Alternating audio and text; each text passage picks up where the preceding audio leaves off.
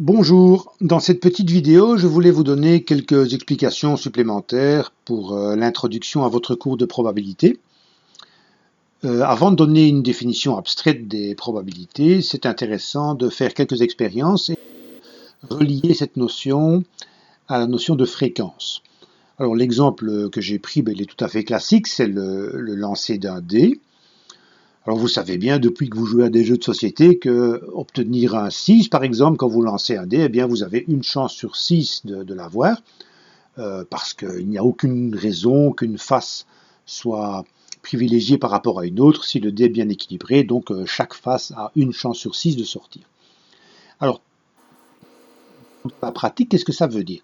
En fait, on peut constater que si on lance un grand nombre de fois un dé bien équilibré, eh bien, le 6 aura une fréquence d'apparition qui se rapprochera de plus en plus de 1 sixième, c'est-à-dire de 16,66% plus ou moins.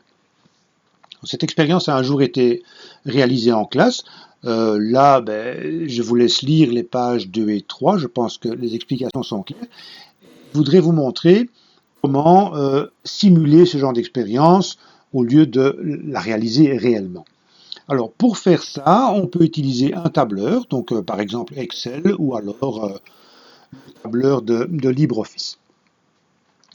Alors, première colonne, on va indiquer le nombre de lancers du dé, donc ça commence par 1.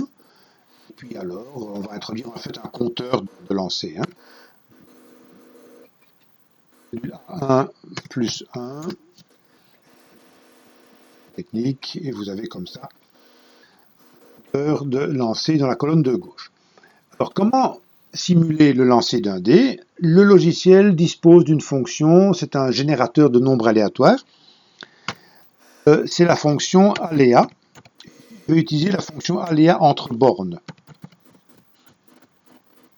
C'est une fonction qui va vous renvoyer un nombre entier entre les bornes que vous allez lui fournir.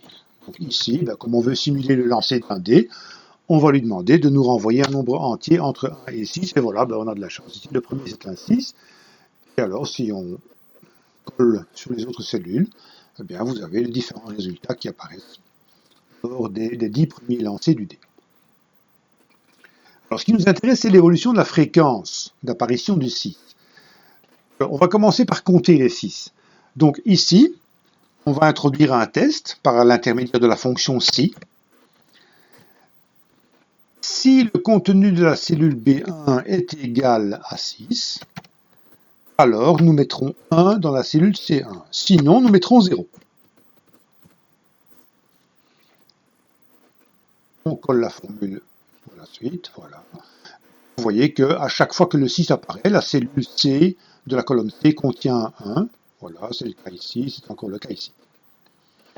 Maintenant qu'on a ce test pour déceler l'apparition des 6, on va compter le nombre total de 6 obtenus. Alors, dans la colonne D, on va dire d'abord que la cellule D1, c'est exactement la même chose que la cellule C1. Et puis alors, dans la cellule D2, on va mettre la valeur de C2 plus la valeur D1 qui contient le nombre de 6 obtenus jusqu'à présent. Et donc forcément, comme au deuxième lancer, vous avez un 0, le nombre total de 6 n'a pas changé. Alors on va coller cette formule. Voilà. Et donc ici, vous voyez que ça reste 1. Et là, comme au quatrième lancer, un 6 est apparu, le testeur a indiqué 1, et donc ce 1 vient s'ajouter au nombre précédent. Et nous avons donc là 2 6 qui sont apparus sur les 4 premiers lancers. Puis alors, vous voyez que ça évolue à 3, etc. Maintenant, nous allons regarder les fréquences d'apparition. Alors la fréquence, donc le pourcentage d'apparition du 6, ça va tout simplement être le nombre de 6 obtenus à ce stade, à un certain stade de l'expérience, divisé par le nombre de lancers. C'est pour ça que la colonne A est utile. Voilà. Ici, évidemment, comme on a obtenu un 6 tout de suite, la fréquence d'apparition du 6 après un lancer était de 100%. Et puis alors, au deuxième lancer, ce n'est pas un 6, donc il y a un 6 sur les deux lancers, la fréquence retombe à 50%. Et puis voilà, l'évolution. Ce que vous pouvez faire également, c'est un graphique. Sélectionnez les données de fréquence. Vous demandez d'insérer un diagramme, par exemple un diagramme en ligne. Sans les points, c'est plus lisible. Voilà. Vous avez donc le graphique qui vous montre l'évolution de la fréquence d'apparition du site. On dit lancer, c'est pas grand-chose, donc vous pouvez étendre ce nombre de lancers. On va en prendre une centaine par exemple.